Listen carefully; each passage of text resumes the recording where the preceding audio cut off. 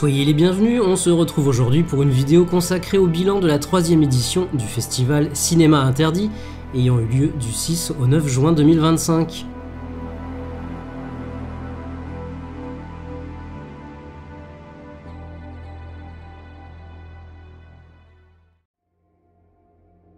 Organisé par Az, de la chaîne Az l'Épouvantail, au Club de l'Étoile à Paris, le festival Cinéma Interdit a pour principal objectif, je cite, de projeter et de faire découvrir le cinéma d'horreur indépendant, méconnu, extrême, parfois déviant, des œuvres qui ont connu des difficultés de distribution d'une façon ou d'une autre.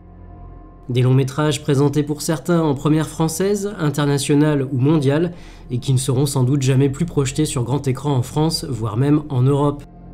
C'est donc l'occasion de découvrir un autre cinéma et de rencontrer ceux qui y participent, de près ou de loin. Se déroulant cette année du 6 au 9 juin, soit 4 jours au lieu des 3 habituels, le festival proposait 13 séances, dont un film projeté en hors compétition, 3 en rétrospective et 9 en compétition. Ce seront d'ailleurs sur ces 9-là que je reviendrai dans cette vidéo. L'occasion de revoir ainsi À l'intérieur du duo Alexandre Bustillo et Julien Maury, ce dernier étant venu présenter le film et participer à un question-réponse. J'en ai évidemment profité pour faire dédicacer mes Blu-ray de The Deep House et de À l'intérieur.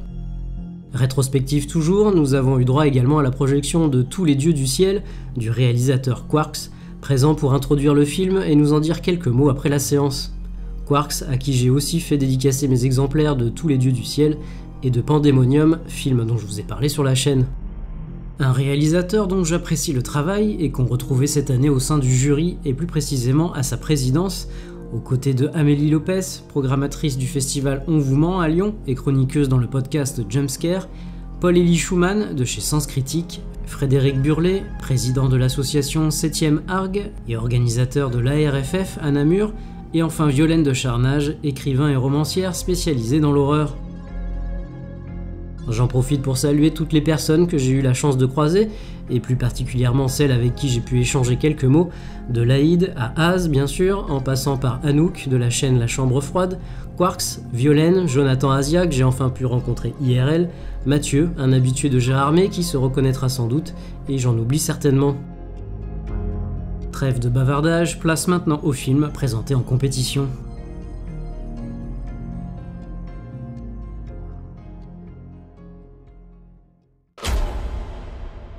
Premier film de la compétition, The Thingy, Confessions of a Teenage Placenta, marque les débuts du duo belge Joël Rabins et Yves Sandermeyer.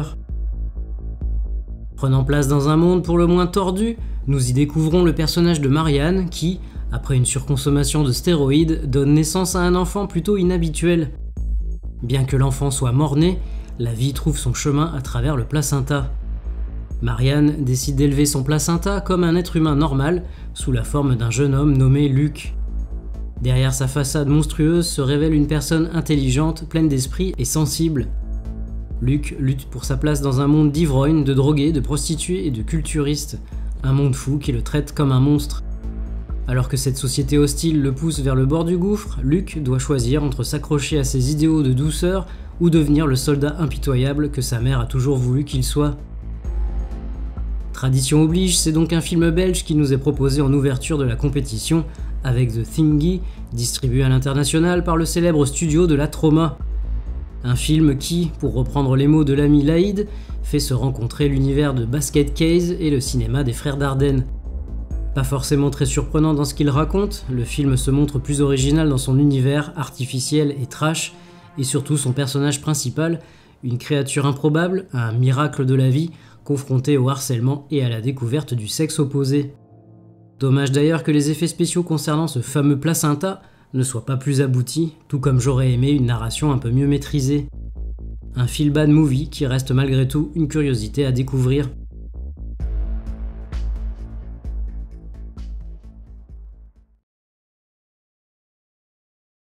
Est-ce que c'est dur de jouer des scènes aussi gore, entre guillemets? C'est un gore particulier, vous verrez, on les transforme un peu en tranches de jambon dans le film, hein, c'est un peu l'idée. Donc Cannibal Girl, j'ai pas parlé du pitch ou quoi parce que je trouvais que le titre était assez évocateur, même si vous verrez, Noboru Iguchi oblige, il y a des surprises. Et donc, est-ce que c'était difficile pour elle de tourner, peut-être pas encore une fois pour Lars Ilsen, mais est-ce que c'était difficile de tourner dans des scènes gore? 今の質問はこの5話みたいなシーン、このそういう別したような暴力的なシーンっていうのを取るのは難しかったとか、感覚として厳しいところがあったのかどうかっていう質問なんですけど。なんかトランス状態になって意識をなくなった場面がありました。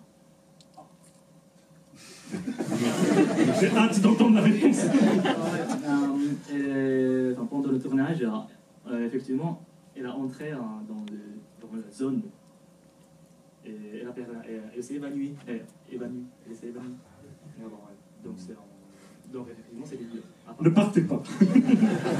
Le film n'est pas, de mon point de vue, aussi dur que ça, mais je ne suis pas un acteur qui joue dans un... Voilà, donc...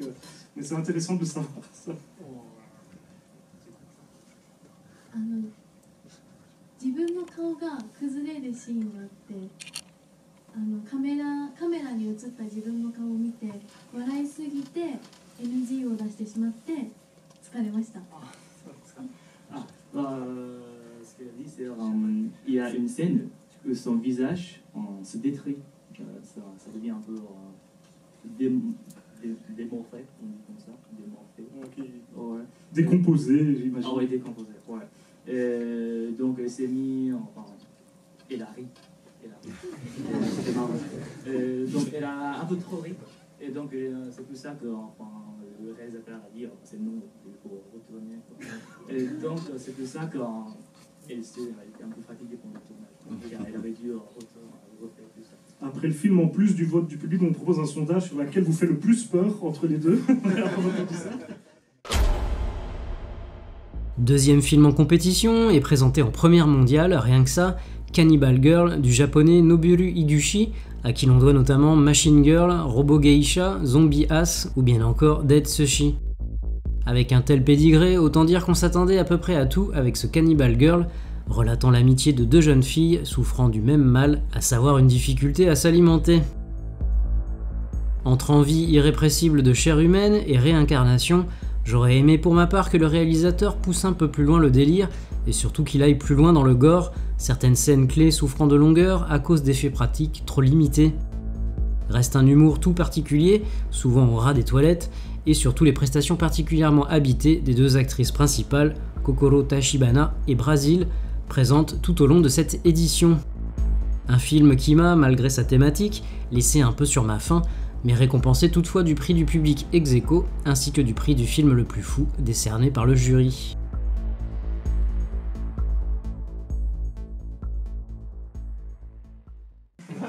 Le prix du film le plus fou a été effectivement difficile à décerner, étant donné que à peu près tous les films de la sélection pourraient gagner ce prix. Mais nous avons choisi de donner le prix à The Cannibal Girl. Voilà. Parce qu'on a aimé cette proposition qui est à la fois folle sur le papier mais très mignonne dans sa réalisation. Voilà, c'était une folie qu'on trouvait particulière, avec une ambiance particulière, et surtout on a beaucoup aimé les deux actrices du film qui ont vraiment une personnalité très forte qui ressort à l'écran. Donc voilà, on a décidé de Cannibal Girl pour le film le plus fou.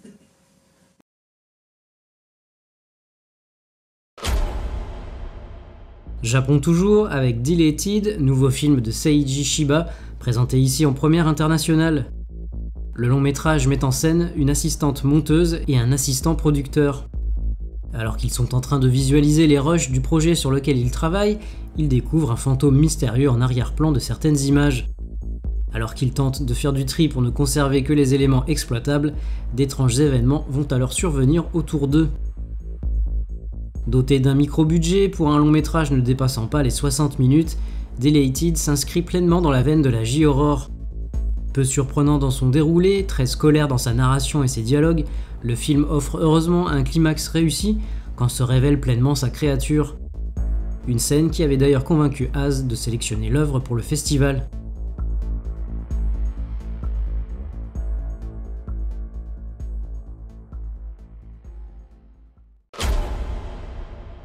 On continue avec le quatrième long métrage présenté en compétition, Prisons, film finlandais mis en scène par Esa Jussila.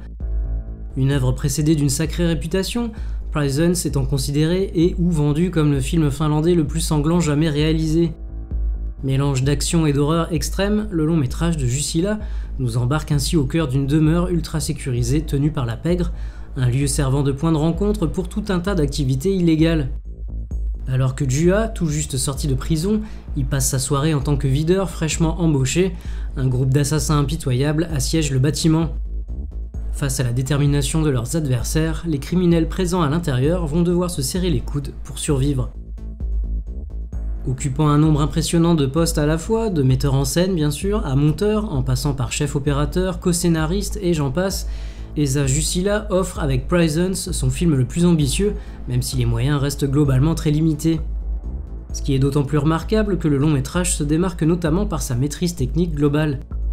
Si le semblant d'histoire et de caractérisation des personnages ne joue clairement pas en sa faveur, le film peut heureusement compter sur la qualité de son casting, composé de vraies gueules de cinéma, de sa musique également, et de la promesse plus que tenue d'un cocktail explosif d'action et de gore qui tâche. Un film coup de poing.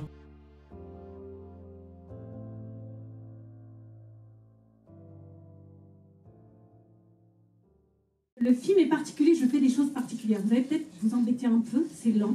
Oui, c'est lent, mais c'est beau, mais c'est lent. Mon monteur est là pour les questions après, si c'est un peu lent. Je suis pas toute seule. C'est un film sur la schizophrénie. J'ai essayé de rentrer dans la tête de ma meilleure amie d'enfance qui est atteinte grave, de schizophrénie grave. Ce que vous allez voir, c'est beaucoup de choses qu'elle a vécues. Et il m'a fallu 20 ans pour réussir à mettre ça en image, à mettre sa vie torturée en image et tout ce que son corps a subi. J'espère que ce voyage vous plaira. Moi j'aime beaucoup ce film, forcément je l'ai fait pour plusieurs raisons et je serai surtout très heureuse de recevoir toute mon équipe sur scène et aussi de répondre à vos questions après. Et surtout le j'aime ou j'aime pas, moi je m'en fous, ce qui m'intéresse c'est le voyage. Alors voilà, je vous souhaite un beau voyage, beaucoup d'amour, beaucoup d'émotions et s'il y a aussi de la haine, je prends tout. Voilà, merci beaucoup.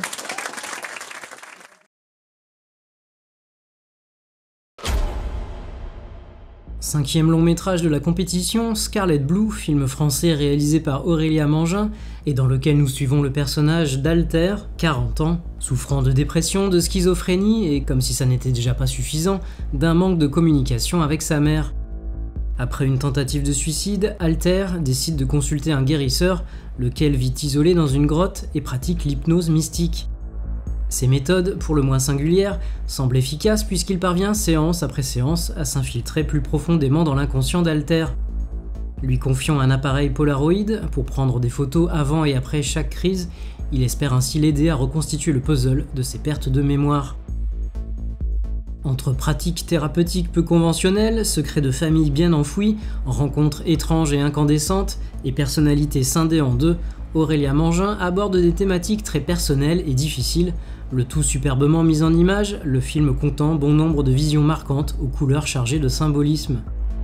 Une plongée pleine d'empathie dans la psyché troublée d'un personnage interprété par deux actrices, l'une incarnant Alter connectée à la réalité, l'autre Alter prise dans ses crises hallucinatoires, ses pulsions primaires et ses cauchemars. Malgré quelques petites longueurs à mon goût, qu'Aurélia Mangin justifie par l'aspect volontairement répétitif de certaines scènes, Scarlet Blue, second long métrage de sa réalisatrice, a su convaincre par l'univers proposé puisqu'il a été récompensé du Grand Prix du jury.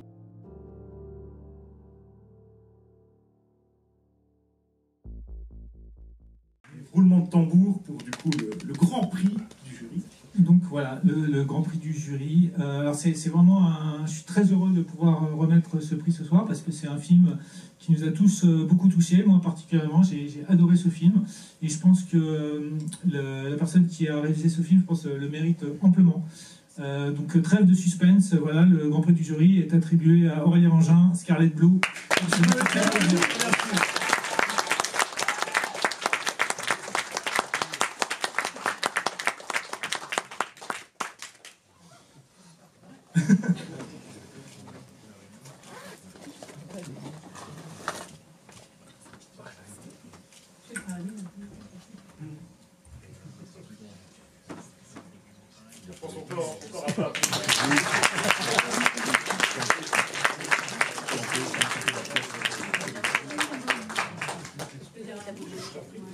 J'essaie de pas pleurer. J'aime pas faire la bise, normalement. Non, je suis hyper émue, je te remercie, quoi. On se connaît, on a On ne s'est pas vu depuis quasiment plus de 10 ans, 13 ans. Je l'ai fait tourner dans l'un de mes premiers courts-métrages qui s'appelle Macadam Transfert. On avait été à Cannes avec et on ne s'est pas vu depuis plus de 13 ans quasiment. J'ai perdu mon père sur ce film. J'ai vécu 2 ans de cancer. J'ai fait de la chimiothérapie pendant que je faisais la post-prod. J'ai pas eu le soutien que tu as eu sur Tous les dieux du ciel, moi. C'est-à-dire que j'ai une partie de l'équipe qui était géniale et une partie qui a été terrible. Le producteur qui s'est tiré en plein film et voilà, et la mort et tout ça. Et puis on m'a toujours reproché en France de trop sexualiser mon propre corps, de trop sexualiser le corps des femmes. Alors que moi, ce que je veux faire, ce que j'essaye de faire, c'est de montrer les femmes dans ce qu'elles ont de plus beau, dans ce qu'elles ont de plus fou, de plus inatteignable et de plus fragile. Je suis hyper émue qu'il y avait des femmes dans le jury, je vous avais vu, je vous avais même pas ajouté sur Instagram parce que je voulais pas commencer à... Voilà, merci de m'avoir donné cette chance. Ça fait, comme j'ai dit pour Scarlett, ça fait 13 ans que j'ai pas montré mon travail à Paris. Et en France, on l'a très peu vu. Je suis un peu la mal-aimée du cinéma français. Je suis pas facile non plus. Je suis pas facile comme réalisatrice. Je suis pas facile comme femme non plus. Et je suis très émue. Merci beaucoup. C'est pour mon père, ça. Parce que mon père était parisien, c'est pour mon père. Et ma mère, je lui dirai demain par WhatsApp à La Réunion. Merci beaucoup. Merci.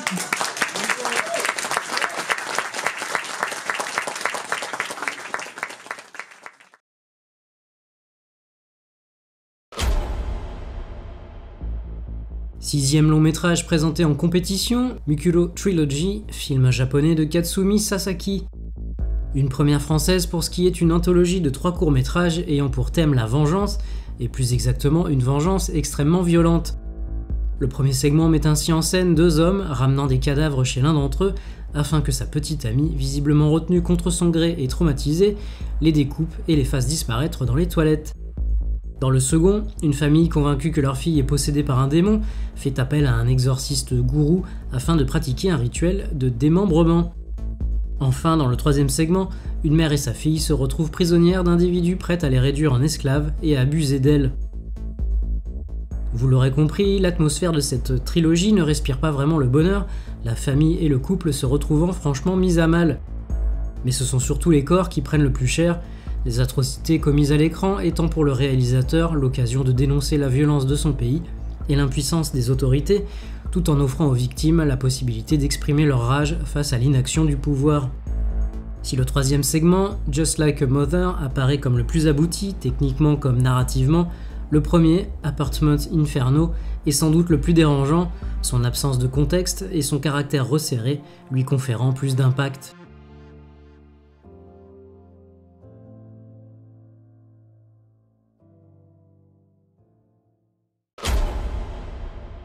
Septième long métrage présenté en compétition, Deus Irae, film argentin réalisé par Pedro Cristiani.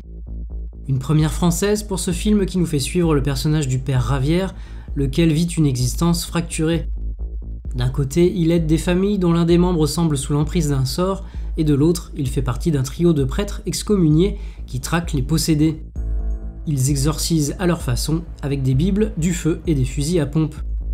Si le père Ravière, doté d'une compétence bien spécifique, entend mener à bien la mission dont il se sent investi, il lutte en parallèle avec ses problèmes d'addiction à l'héroïne. Si Into the Abyss était mon long métrage préféré de l'édition précédente, c'est une nouvelle fois un film argentin qui recueille mes faveurs. Si le pays est plongé dans une situation plus qu'incertaine, le cinéma de genre argentin semble avoir bien des choses à dire. Tourné en 3 fois pour cause de financement plus que difficile, chaque tournage étant espacé de plusieurs années, Deus Irae compte autant d'équipes techniques, ce qui rend la structure du long métrage assez particulière, donnant l'impression de segments collés les uns aux autres sans réelle cohérence narrative. Mais on peut tout autant y voir le reflet des pertes de connaissances et de mémoire du personnage principal. Que dire si ce n'est que le film possède un potentiel incroyable, aussi cool que son synopsis, et que le détournement de l'imagerie chrétienne par un réalisateur qui n'a jamais aussi bien porté son nom est le gros point fort de l'œuvre, le face-à-face avec l'antagoniste du film étant clairement la meilleure partie. Un long métrage qu'il me tarde de revoir.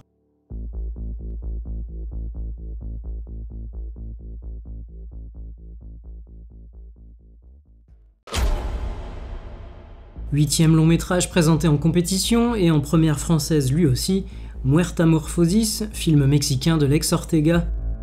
Nous y suivons le personnage de Lisa, une entomologiste se retrouvant coincée dans les égouts de Mexico après une catastrophe naturelle. Faisant face à la pourriture et à la désolation, elle doit s'adapter pour survivre à sa propre déshumanisation. Autant dire que ce nouveau film de Lex Ortega aura pas mal fait parler de lui, et pas forcément pour de bonnes raisons. Tout simplement parce que ce Muertamorphosis a été presque entièrement réalisé à l'aide de l'intelligence artificielle, à coups de prompts sûrement très complexes, mais pour un résultat qui n'a pas du tout convaincu, le film ne recevant aucun applaudissement à la fin de la séance, le seul de tout le festival à être autant sanctionné par le public. Si la volonté de Lex Ortega de proposer quelque chose d'autre est louable, l'ensemble s'avère difficile à apprécier, la faute à des plans ne parvenant pas à assurer une continuité visuelle d'une image à l'autre, ce qui amène au deuxième point noir, une voix off omniprésente, celle de l'actrice Gigi Saul Guerrero, là pour expliquer tout ce qui se passe à l'écran.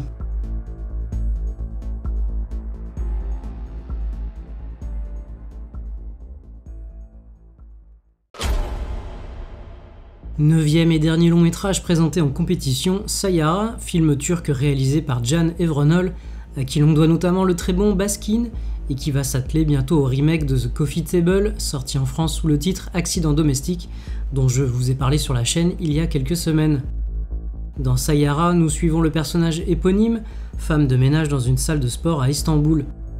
Alors que sa sœur est violée et tuée par Baris, le propriétaire, avec lequel elle avait une liaison, et ses 3 amis, et que les 4 hommes se retrouvent tous innocentés grâce à l'intervention du père de Baris, député corrompu, Sayara décide de se venger grâce à sa pratique du sambo, auquel son père, ex-commandant des forces spéciales du Turkménistan, l'a initié.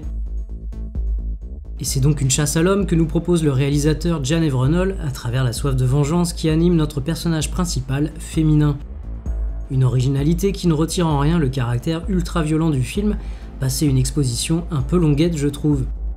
Ponctué de flashbacks nous présentant Sayara, jeune, apprenant les techniques de son père, le film emprunte toutefois un chemin balisé, recouvert d'une mare de sang sur son passage. Un long métrage qui ne m'a pas captivé autant que j'espérais, récompensé toutefois du prix du public ex aequo.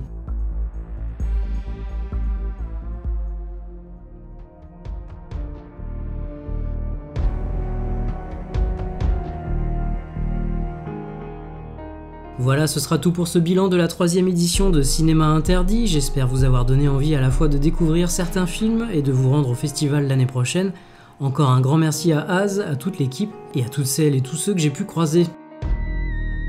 Si vous aussi vous aimez le cinéma interdit, alors n'hésitez pas à liker, commenter, partager et vous abonner à la chaîne si ce n'est pas déjà fait.